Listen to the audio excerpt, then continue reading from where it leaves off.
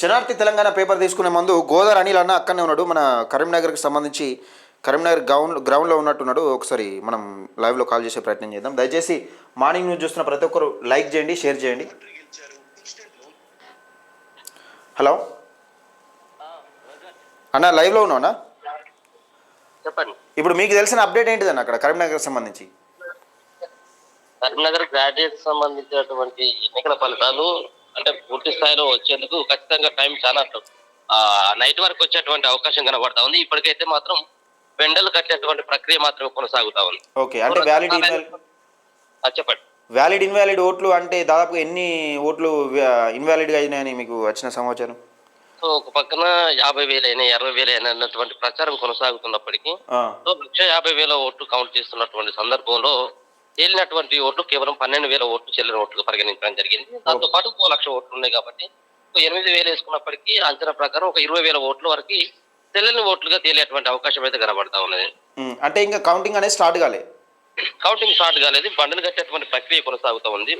మధ్యాహ్నం 12 తర్వాత మాత్రమే ఆ కౌంటింగ్ ప్రక్రియ కొనసాగేటువంటి అవకాశం కనబడుతుంది. ముందుగా మొదటి రౌండ్ లో మనం ఏదైతే మల్క కుమరయ్య విషయంలో మనం ఏదైతే మొదటి రౌండ్ లోనే విజయం సాధించినట్టుగా ఇక్కడ కూడా గ్రాడ్యుయేట్ సంబంధించినటువంటి ఎన్నికల విషయంలో మొదటి రౌండ్ లోనే ఫలితం తేలేటువంటి అవకాశం ఉండదు. సో ముగ్గురు అభ్యర్థులు కూడా బలమైనటువంటి అభ్యర్థులు ఉన్నారు. ఒకరేమో బీసీ వాదాన్ని నమ్ముకోవడం జరిగింది, మరొకరేమో పార్టీల బలాలను నమ్ముకోవడం జరిగింది, ప్రాంతీయ సంబంధించినటువంటి దాన్ని కూడా నమ్ముకున్నటువంటి పరిస్థితి. సో ముఖ్యంగా మనం చూసుకున్నట్లయితే ఇక్కడ ప్రాంతీయాల్లో నల్లగొండ, కరీంనగర్, అలాగే ఆదిలాబాద్, నిజామాబాద్, మెదక్ ఉన్నటువంటి పరిస్థితుల నేపథ్యంలో ఇప్పుడు మల్క కుమరయ్య ఏ విధమైనటువంటి విజయం సాధించిండో, సో ఇక్కడ బలమైనటువంటి పట్టున్నటువంటి ప్రాంతం ఇదంతా కూడా బీజేపీ పార్టీకి. సో ఆ విధమైనటువంటి విజయ అవకాశాలు నాకుంటాయి అన్నటువంటి భావనతో అంజిరెడ్డి ఉన్నాడు. లేదు, ఇక్కడ ముఖ్యమంత్రి సభలు సమావేశాలు పెట్టడం జరిగింది. అంతేకాకుండా కాంగ్రెస్ పార్టీ సంబంధించినటువంటి అధికార పార్టీలో ఉండడం, మరొక పక్కన ఈయన సొంతంగా 1,00,000 పైన ఎన్రోల్మెంట్ కొత్తగా ఓటర్లని నమోదు చేయడం, ముఖ్యంగా మొదటి నుంచి కూడా ఈయన జనాల్లో ఉన్నాడు అన్నటువంటి భావన అందరిలో ఉన్నది. ఇది నరేందర్ రెడ్డి కాంగ్రెస్ పార్టీకి సంబంధించినటువంటి అభ్యర్థి. సో ఆయన సైతం కూడా గెలుపు పైన చాలా ధీమాగా ఉన్నాడు. ఒక పక్కన అంటే ఇటు ముగ్గురు అభ్యర్థులు తమ గెలుపును ధీమాగా వ్యక్తం చేస్తున్నారు. నిజంగా గెలిచే అవకాశం మేము ముగ్గురు ఉన్నదని వీళ్ళకు కాన్ఫిడెంట్ గా చెప్తున్నారు. 100%. ఎందుకంటే అక్కడ ఉన్నటువంటి ఏజెంట్లు వీళ్ళకి ఎప్పటికప్పుడు సమాచారం అందిస్తా ఉంటారు.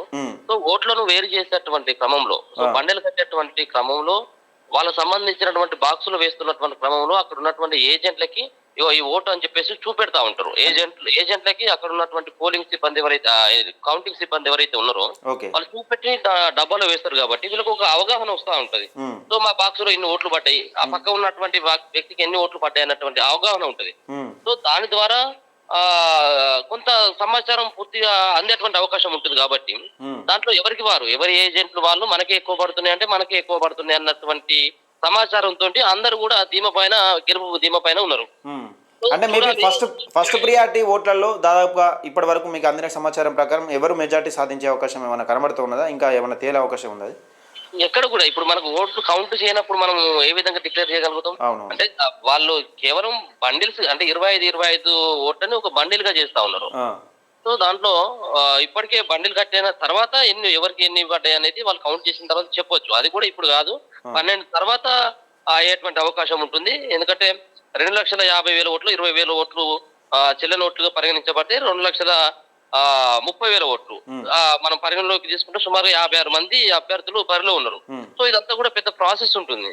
అంత ఈజీగా ఒకటేసారి మనకు ఏదైతే ఇంతకుముందు ఉన్నటువంటి ఈవీఎంల లాగా మనం చూసేటువంటి నెంబరింగ్ ఏమి ఉండదు కాబట్టి ఇవన్నీ కూడా వేరు చేసేటువంటి ప్రక్రియ ఉంటుంది. కాబట్టి మొదటికి సంబంధించినటువంటి ఫలితాలు రావాలంటే, సో మొదటి విడతకు సంబంధించినటువంటి ఫలితాలు రావాలంటే ఖచ్చితంగా సాయంత్రం 6 నుంచి 7 పట్టేటువంటి సమయం అయితే ఖచ్చితంగా కనబడతా ఉంది. మొదటి ప్రాధాన్యత ఓట్లో ఎవరు కూడా గెలిచేటువంటి పరిస్థితి లేదు. రెండవ ప్రయారిటీకి కేవలం మెజార్టీ మాత్రమే మనం చూడగలుగుతాం మొదటి ప్రాధాన్యత ఓట్లలో. అంతే, ఎవరికి మెజార్టీ వచ్చింది, ఎవరు ఎన్ని ఓట్లతో ఉన్నారు. కానీ ఇక్కడ కీలకంగా మీరు చెప్పే అంశం ప్రకారం అయితే సెకండ్ ప్రియారిటీ ఓట్లు అనేది ఎవరికి ఎక్కువ వస్తే వాళ్ళు వినే అవకాశంగా కనబడతా ఉన్నది క్లియర్ గా.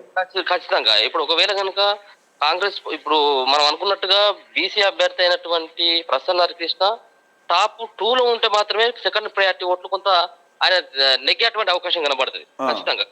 ఒకవేళ టాప్ 3లో అంటే మనకు వచ్చిన ఇన్ఫర్మేషన్ ప్రకారం టాప్ 2లోనే ఫస్ట్ ప్రియారిటీ ఓట్లలో టాప్ 2లో సెకండ్ ప్లేస్లో ప్రసన్న హరికృష్ణ ఉంటాడని మనకు వచ్చిన ఇన్ఫర్మేషన్ చెప్తా ఉన్నారు, వాళ్ళు చెప్తా ఉన్నారు. ఎందుకంటే సెకండ్ ప్రియారిటీ ఓట్లే ఎక్కువగా ప్రసన్న హరికృష్ణకు పడ్డాయని చెప్తా ఉన్నారు. అవును, ఎగ్జాక్ట్లీ. అందుకనే మనం ఫస్ట్ ప్రయారిటీ ఓట్లలో భాగంగా ఖచ్చితంగా ఒకవేళ కనుక సెకండ్ పొజిషన్ లో కనుక ప్రసన్న హరికృష్ణ ఉంటే ఈ ఖచ్చితంగా గెలిచేటువంటి అవకాశం కనబడుతుంది. ఎందుకంటే సెకండ్ ప్రయారిటీ ఓట్లలో ఈ ఇద్దరు అభ్యర్థుల కంటే ఎక్కువగా ప్రసన్న హరికృష్ణకి, ఒకవేళ కనుక ఆ ఆ, నరేందర్ రెడ్డికి వేసినటువంటి మొదటి ఓటు వేసినప్పుడు కూడా సెకండ్ ప్రయారిటీ ఓటు ప్రసన్న హరికృష్ణకి వస్తుంది. అవును, దాంతో పాటు అంజరెడ్డికి వేసినప్పుడు కూడా సెకండ్ ప్రయారిటీ ఓటు ప్రసన్నకి వస్తుంది అన్నటువంటి చాలా ధీమాతో ఉంటున్నాడు.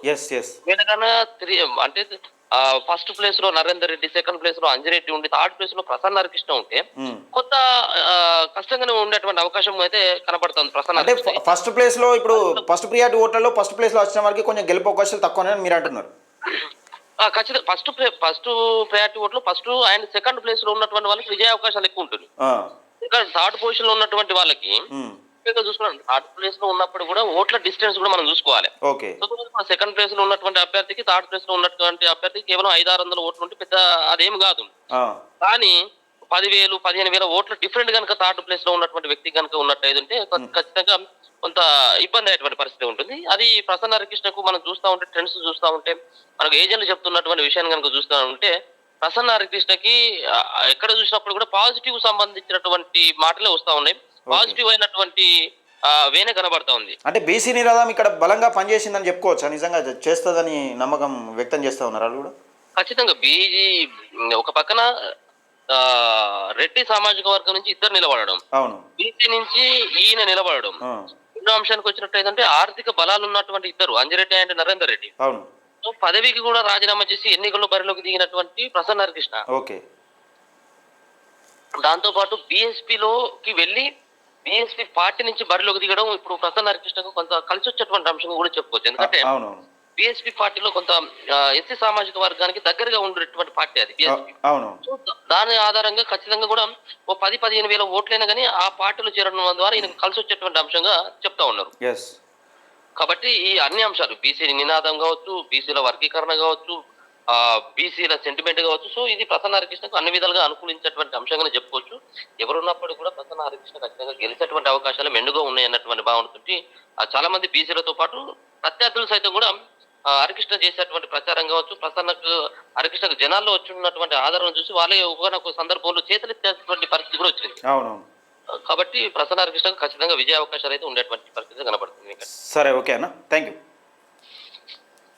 ఇది మొత్తానికి సెకండ్ ప్రియారిటీ ఓట్లలో నిజంగా అత్యధికంగా ఎవరు గెలుచుకుంటే వాళ్ళు వినే అవకాశం ఉంటుంది. నిజంగా ఇటు ఫస్ట్ ప్రియారిటీ ఓట్లలో ఫస్ట్ ప్లేస్లో సెకండ్ ప్లేస్లో ఉన్న వారికి మాత్రమే విజయ అవకాశాలు ఎక్కువ ఉండే అవకాశం కనబడతా ఉన్నది.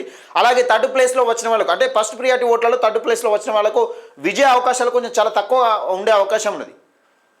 ఇప్పుడు ఇటు కాంగ్రెస్కు పడ్డ సెకండ్ ప్రియారిటీ ఓటు కూడా ఫస్ట్ ప్రియారిటీ ఓట్లలో కాంగ్రెస్కు పడ్డ సెకండ్ ప్రియారిటీ ఓట్లో కూడా ఫస్ట్ ప్రియారిటీ ఓట్లు కాంగ్రెస్ పార్టీకి వేసిన వాళ్ళు కూడా సెకండ్ ప్రియారిటీ ఓటు ఇటు ప్రసన్న హరికృష్ణకి వేసే అవకాశమే ఎక్కువ కనబడుతూ ఉంది. ఇటు బీజేపీ కూడా ఫస్ట్ ప్రియారిటీ వేసిన వాళ్ళు కూడా ఇటు కాంగ్రెస్ ప్రసన్న హరికృష్ణకు కాంగ్రెస్కి వేయకుండా ప్రసన్న హరికృష్ణకి వేసే అవకాశమే ఎక్కువ కనబడుతూ ఉన్నది.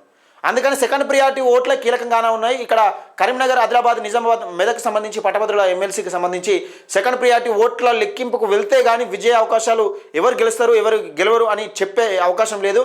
కానీ ఫస్ట్ ప్రియారిటీ ఓట్లతోని కొంచెం మనకు క్లియర్గా కనబడే అవకాశం ఉన్నది. అందుకని ఎవరు గెలిచే అవకాశం ఉన్నదని మనకు క్లియర్గా చెప్పవచ్చే అవకాశం ఉంది. అయితే ఈరోజు సాయంత్రం వరకు ఇంకా లెక్కింపు కౌంటింగ్ అనేది స్టార్ట్ కాలేదు. ఇప్పటికి కూడా ఇంకా బాక్స్ రౌండ్స్ నడుస్తూ ఉన్నది. వేరు ప్రక్రియ, వ్యాలిడ్ ఇన్వాలిడ్ ప్రక్రియ అనేది కొనసాగుతూ ఉన్నది. అయితే ఇప్పటి వరకు కూడా ఇంకా అప్డేట్ ఏం పెద్దగా రాలేదు. కానీ చెల్లిన ఓట్లు ఒక వేరు సపరేట్ చేస్తూ ఉన్నారు. అందులో ఇప్పటి వరకు మేబీ ఒక 20,000 చెల్లని ఓట్లు వచ్చినాయని చెప్తా ఉన్నారు. మేబీ ఒక 20,000 నుంచి 30,000 రావచ్చు. కొన్ని ఛానళ్లలో 50,000 అని వస్తూ ఉన్నారు. కానీ 50,000 కాదు, 20,000 ఓట్లు పైగా చెల్లని ఓట్లు వచ్చినాయి. నిజంగా ఈరోజు సాయంత్రం వరకు మొదటి ప్రాధాన్యత ఓట్లతోని ఎవరు ముందంజలో ఉన్నారనేది క్లియర్గా కనబడే అవకాశం ఉన్నది. ఇది క్లియర్.